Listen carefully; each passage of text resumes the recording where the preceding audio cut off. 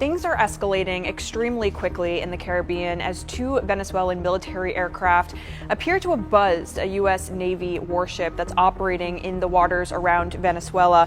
And this comes as if they do put us in a dangerous position. Turning overseas now, and Donald Trump is reportedly considering military strikes against drug cartels on Venezuela. The United States Navy is quietly enhancing its posture in the Caribbean, not through media events and public talking points, but a slow, purposeful buildup of forces. At first glance, it might seem that these actions are an uncoordinated activity. Here's a ship, there's an aircraft sailing. However, these activities collectively paint a clear picture of a long, unmilitarized region becoming militarized. We now see advanced warships, unmanned aerial vehicles, maritime patrol aircraft, stealth fighters, and cargo aircraft all coming together in one theater. It raises a few pertinent questions. Why now? The U.S. has accused President Nicolas Maduro of heading the Tren de Aragua gang, the U.S. striking an alleged drug vessel this week, killing 11 gang members that had reportedly left Venezuela. And what is the greater mission? Naturally, to assess any military events by looking closely at the ships and the aircraft, and the air and naval strategy that ties them together. At first glance, the buildup may appear subtle. In many respects, it has evolved step by step over the past several months into a coherent mission. At first, there were just a couple of Navy vessels, rotating them periodically, based on the normal mission schedule. However, reports began flooding the area of additional, larger, more capable vessels joining in. Destroyers loaded with missiles, amphibious assault vessels carrying Marines, and even a missile cruiser. Shortly thereafter, surveillance drones and F-35s began reporting into Puerto Rico. Added all together, the Caribbean is shaping into an unplanned but mission-critical operating base.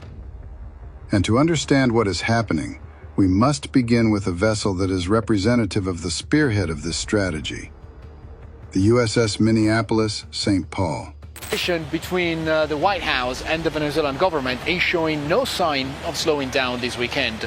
On Friday, the US President Donald Trump said, and I quote, that Venezuelan military aircraft to put us forces in a dangerous position will be shot down. The USS Minneapolis St. Paul is a Freedom-class littoral combat ship designed specifically for high-speed operations near shorelines. While there has been more debate over the cost, complexity, and sustainability in the long term than any other naval vessel, in the Caribbean theater, this particular vessel has demonstrated exactly the reason it was designed in the way it was. This ship is the length of 2 football fields and can outrun anything faster than 40 knots, which allows it to hunt fast-moving smuggling vessels, insert special operations forces on board without being detected, and maintain area supremacy, where a destroyer could not arrive quickly enough. It is tailor-made to be a modular vessel with the flexibility to carry a mixture of package types for anti-submarine warfare, mine clearing, or surface warfare, based on the mission assignment.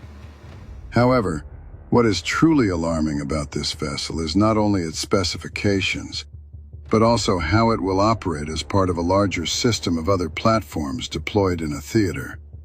Minneapolis St. Paul is at the forefront. I want to switch gears here, Hal, and talk about another big story. This coming from Fox News' Jennifer Griffin reporting that the Pentagon is deploying 10 F-35 stealth fighter jets. The Minneapolis St. Paul has engaged in multiple successful anti-drug operations whilst on counter-narcotic duty in the Caribbean with the U.S. Coast Guard detachments of active-duty Coast Guard personnel.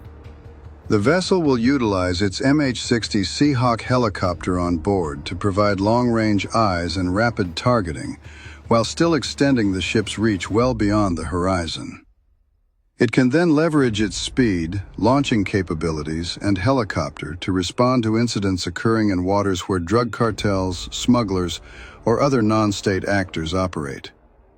That alone would highlight the activity, but once you integrate all of the events involved in the buildup, it is clear this is much more than part of a normal patrol. We see a persistent, layered defense posture, and one component that stands out from the rest is the use of MQ-9 Reaper unmanned systems. Should be shut down. The Pentagon called the flyover of armed Venezuelan F-16s over the USS Jason Dunham highly provocative. The flyover took place 2 days after U.S. forces launched a strike on a Venezuelan drug boat in the Caribbean.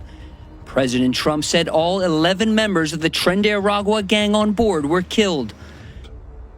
The MQ-9 Reaper drones represent a significant change in how the United States manages the region. The Reaper is not new. Its capabilities have been demonstrated in several conflicts in the Middle East and North Africa. However, by placing these drones in the Caribbean, it literally changes the game in terms of sustaining the advantage of surveillance and rapid response capabilities. These drones provide persistent, round-the-clock intelligence production, and their ability to carry Hellfire missiles means they can react to a threat without waiting for an aircraft or ship to arrive on the scene. The MQ-9 has an endurance of over 24 hours, which enables it to survey multiple approaches and track suspicious vessels over long distances, and, if necessary, take action against them. It helps close the gap between surveillance and action, and is undoubtedly the foundation of this developing operational network. The boat had been warned to stop. They chose not to. They were clearly running drugs. We had been tracking it since it left. Reports indicating that U.S. Reaper drones may have already been used to neutralize a suspicious vessel, as it was unlikely to reach the shore sometime in early September, is a relatively small but notable detail, because thus far, the specifics have all been somewhat limited. This suggests that their role is more likely not hypothetical, but operational. And as a satellite-linked platform, the Reaper enables commanders thousands of miles away to exercise real-time control in a remote, monitored region, making U.S. presence ubiquitous and deep. In short, this is the eye that never blinks. A platform that ensures surveillance capability logically leads to strike capability. That watch from above raises another question. If I see something happening under my watch, what else is watching with me? The answer begins with the specialized maritime patrol aircraft, the P-8 Poseidon. I think they can get away with this. God knows what they are going to do next. So that's what we're looking to right now, and there is reason to believe that this was not a legal action. The P-8 Poseidon may not have the glamour of a stealth jet, but in terms of operational capability in this area, it may be one of the most valuable assets. The P-8, built on a Boeing 737 airframe but hardened for military operations, is equipped with advanced radar, sonar buoys, and electronic surveillance gear to expand its range of detectable signals from submarines patrolling beneath the ocean to ships transiting on the surface. The Poseidon also enables real-time intelligence sharing with boats, bases, and command centers, acting as the nervous system that distributes situational awareness across the force. When required, the Poseidon can also deliver torpedoes or strike an enemy ship, indicating the target for at least one observer. These patrol aircraft are now flying out of supporting bases, and the United States now has an unrivaled watch over the Caribbean sea lanes, meaning that any irregular movement, such as smuggling, illegal fishing, or hostile activity, will be spotted and cataloged by the P-8. Boats coming in like loaded up the other day with all sorts of drugs, probably fentanyl mostly, but all sorts of drugs, and we're going to take them out. And if people want to have fun going on the high seas or the low seas, they're going to be in trouble. If intelligence and surveillance represent the brain, heavy lift represents the blood that conveys life support to keep the entire task force alive. And in that aid, the C-17 Globemaster III is the one. The Globemaster is large, seemingly clumsy, and not typically glamorous, but it is a key element in projecting force thousands of miles from the U.S. mainland. It can airlift tanks, vehicles, or an entire unit of paratroopers rapidly to the point of need. During the buildup, C-17s are helping provide Puerto Rico, Guantanamo Bay, and other facilities in the Caribbean with the transformation of fully stocked forward bases where supplies, ammunition, and personnel rotations can occur without missing a beat. Without these logistics flights, the use of stealth fighters and warships would not be sustainable in the long run, and doing so without causing a ruckus would be difficult. Quietly, yet confidently, Venezuelan dictator Nicolas Maduro rallying his 8 million citizens to fight the United States, claiming it's essential to their sovereignty.